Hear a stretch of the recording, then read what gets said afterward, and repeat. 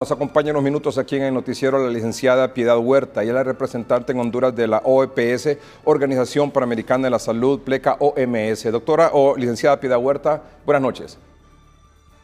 Buenas noches, Edgardo. Un gusto estar con ustedes. Gracias, muy amable. El gusto es nuestro, licenciada Huerta. ¿Cómo analiza usted, qué comentario le merece la evolución del nuevo coronavirus en Honduras? Bueno, es una evolución más o menos esperada. Realmente sabíamos que el virus iba a llegar en algún momento al país. Tuvimos unas semanas más de tiempo que otros países. Fuimos un país, después de más de 100 países, llegó a Honduras. Sin embargo, bueno, llega porque hay una movilidad enorme de personas en el mundo y hondureños van, vienen y en este caso, bueno, llegaron algunos de Europa que traían el virus. Entonces, eso sabíamos que iba a suceder. Ahora, la evolución y la respuesta que se ha dado, yo creo que es una respuesta adecuada a las circunstancias porque necesitamos detener la propagación del virus en el país, minimizar la propagación del virus en el país tanto como sea posible. No va a ser posible detener la pandemia, no ha sido posible en ningún país porque es una enfermedad que se transmite de persona a persona.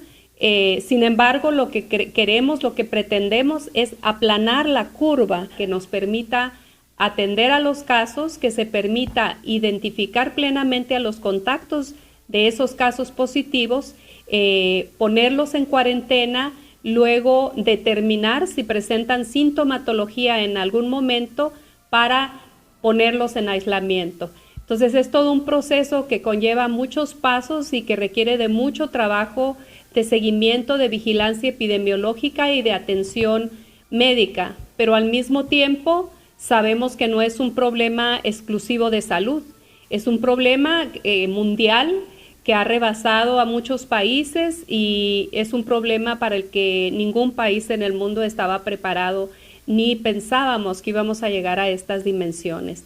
Entonces, se va mucho más allá del sector de la salud, entra en el sector de economía, de trabajo, de logística, de transporte, entra en todos los sectores. Así es que es por eso que es tan importante que esto sea una respuesta integral e integrada y que sea al más alto nivel del Estado.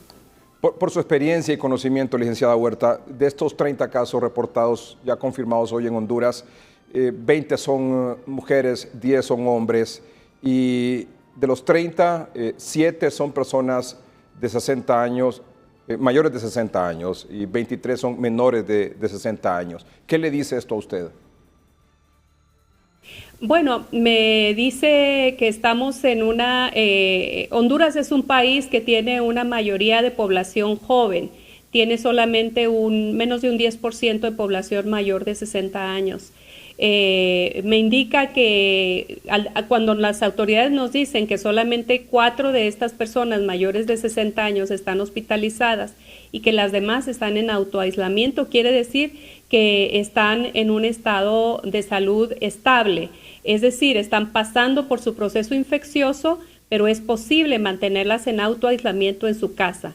Y son pocos los casos que están hospitalizados.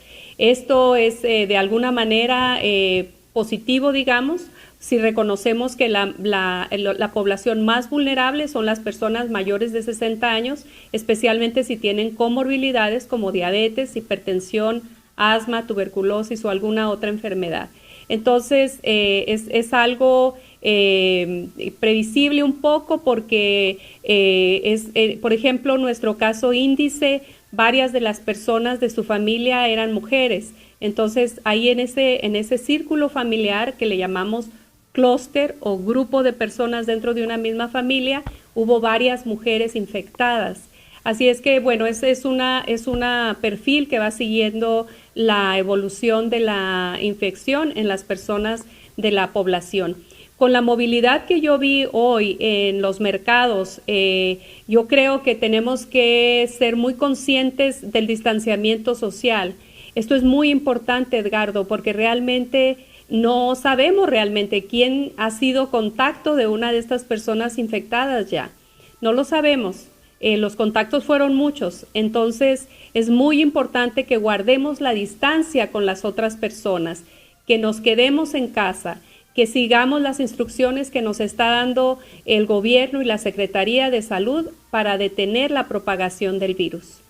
¿Hay alguna recomendación que en el tema de abastecimiento de alimentos, de medicinas, de actividad que tiene que ver con el comercio, con la banca, hay alguna recomendación, alguna propuesta que la OMS ha hecho al gobierno de Honduras por su medio, licenciada Huerta? Sí, de hecho, cuando se inició el toque de queda al principio, yo hablé con el presidente sobre la necesidad de garantizar la cadena de producción alimentaria. Estoy hablando del amplio espectro, de ver la manera de que no se detuviera la producción de alimentos, porque eso es fundamental, ya que muchos países están siguiendo la ruta de los toques de queda o las cuarentenas, y la producción alimentaria no se debe detener, se debe de dar con todas las precauciones necesarias, con una responsabilidad social muy grande de las empresas para que doten de los equipos de protección a sus trabajadores, para que vigilen que sus trabajadores no han enfermado. Afortunadamente los productores agrícolas en el país están en otros departamentos que no necesariamente son donde se han presentado los brotes o los casos positivos.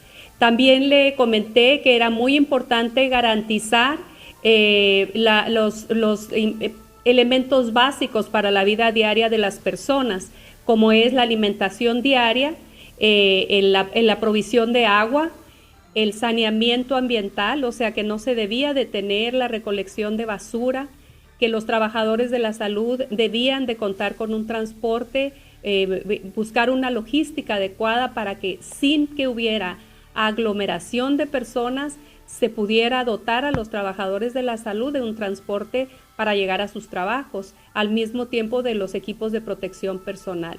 Entonces conversamos sobre eso, el presidente fue muy anuente y muy pronto, creo que al siguiente día, pero además debo decir que el presidente ha tenido múltiples reuniones con todos los sectores, así es que eso es una previsión que estaba ahí y que lo único que hice fue enfatizar la necesidad de tenerlo en cuenta.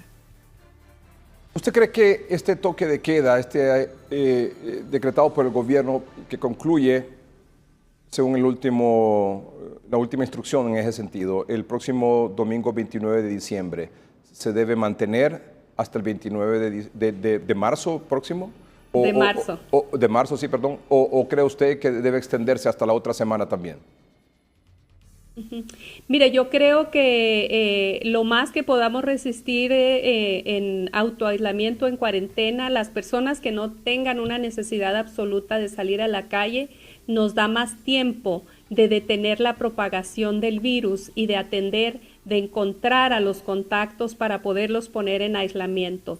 Entonces, la fecha del 29 de marzo nos está dando esas 2 semanas más o menos de margen que buscábamos para estos contactos de los primeros casos.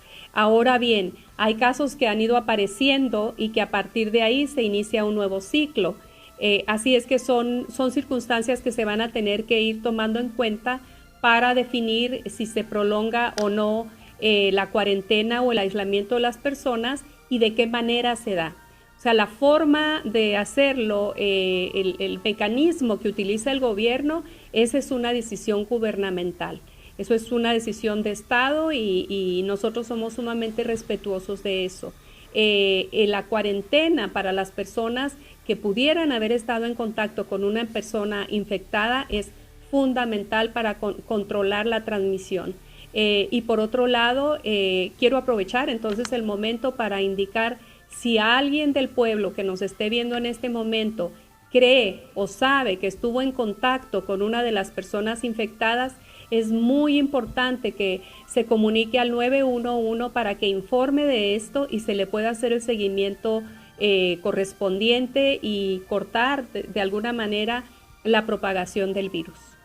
Lo que recomiendan los especialistas, luego de ir avanzando en las investigaciones y el aprender haciendo también, porque esto, como ya sabemos y usted lo decía, es algo absolutamente nuevo.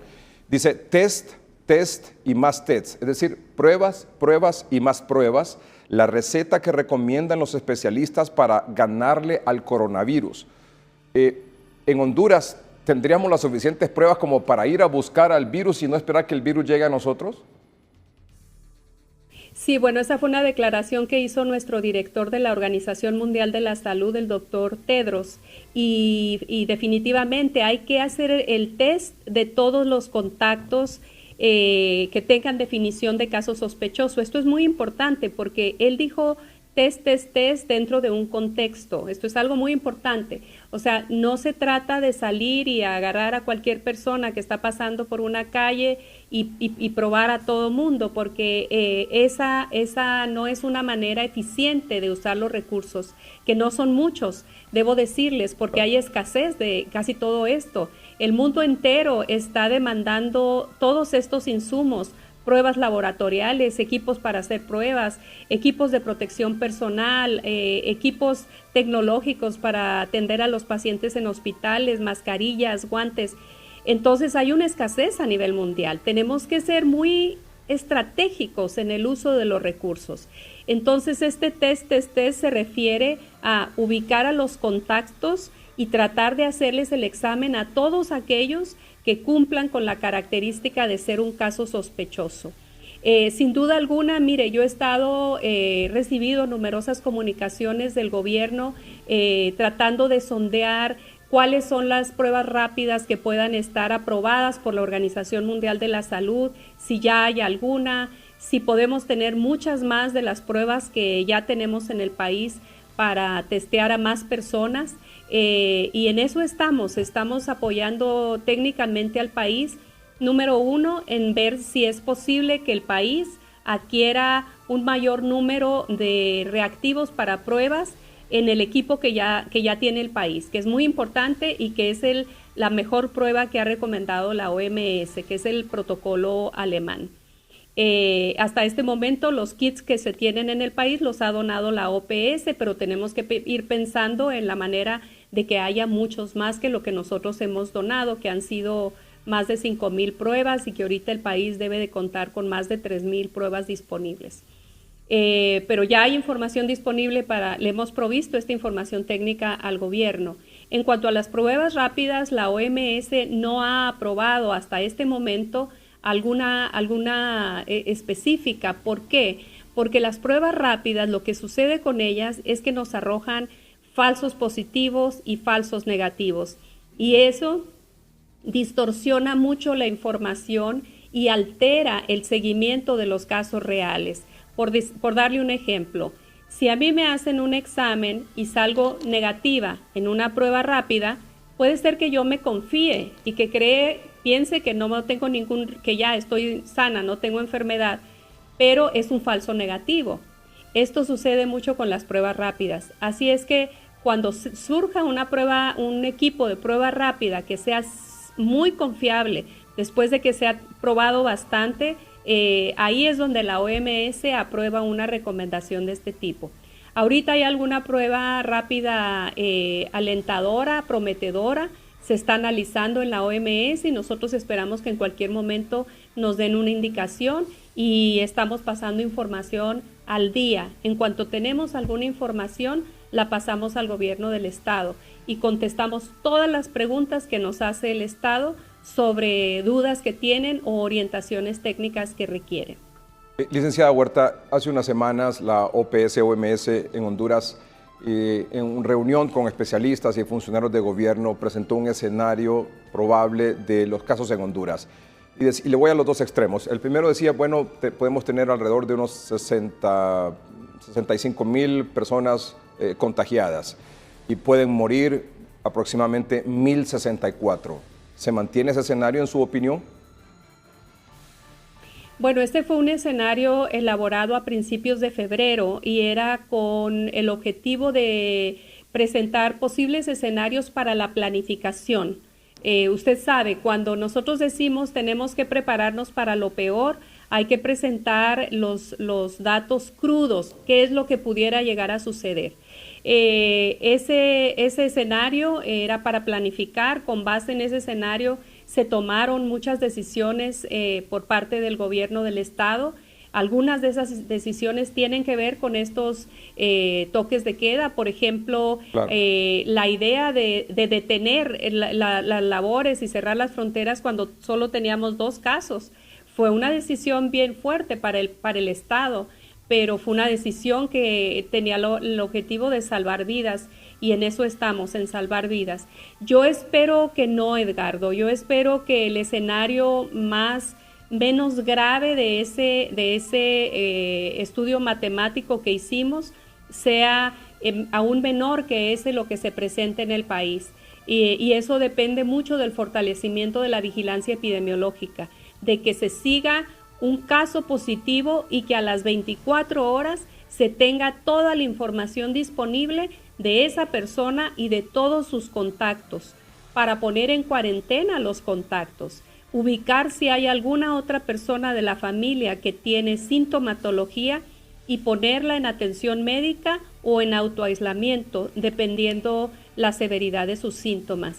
Entonces, este es un trabajo que requiere una coordinación logística fuerte, mucha decisión por parte del gobierno, de la Secretaría de Salud, un grupo muy organizado con una logística muy bien establecida. Por favor, Edgardo, antes de irme, sí, claro, es muy importante quedarse en casa, guardar la distancia, lavarse las manos frecuentemente durante el día con agua y jabón o usar el gel con alcohol, y también aprovechar esta estancia en casa para eliminar todos los criaderos de zancudos, porque no nos podemos olvidar que tenemos una epidemia de dengue vigente.